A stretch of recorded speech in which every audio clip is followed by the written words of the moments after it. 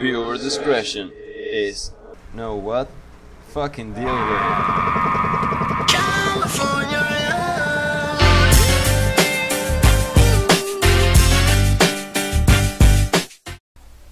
What's up everybody, Forces here, and I'm making this video to answer a question that got posted on the forums by Mexican420.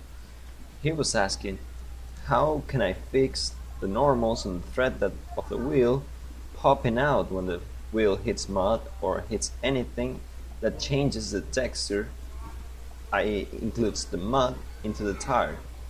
So I saw this issue happen on some of my tires, not all of them. And what causes the issue? Well, as you can see on this tire, you can see the edges are a clean, straight cut. That means this part is not related to this part at the end of the tire when you export it into the game. So after doing a lot of testing, I found out that the best way to avoid that issue is to not edge split or cut the edges of the tire thread. So I recommend you guys doing this. Instead of cutting the edge, just make a loop or a insert depending on 3ds Max or Blender. In Blender you just can click the I button and then scroll with the mouse.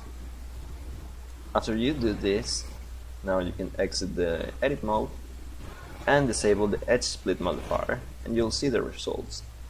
Not only it looks good, but the results on the game speak for themselves.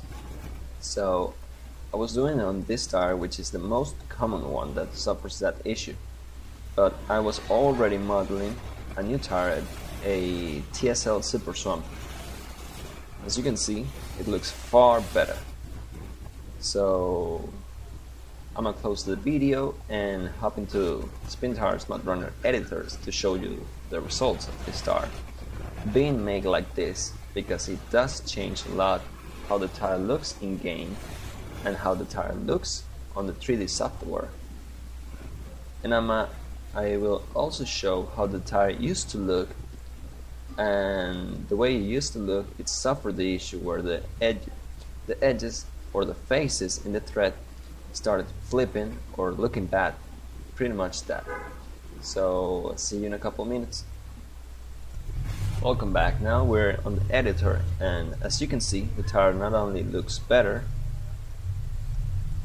it will also avoid having that fuck normal. I cannot find the words. So as you can see, it's now stuck in midair. Now let's drop the truck so to see how it flexes, how the tire bends and everything.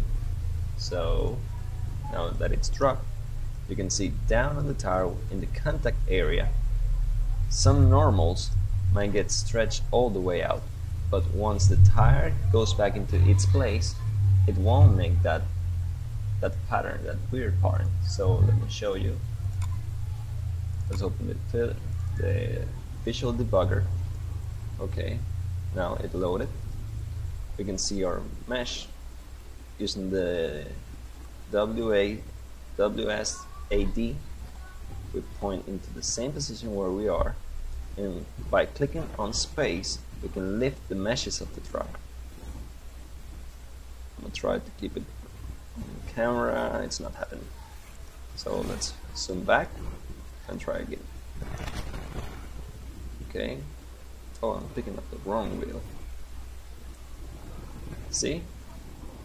The meshes are returning into the same place where they used to be.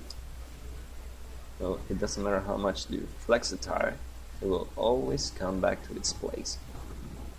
So I hope you find this tutorial useful, and see you in the next video.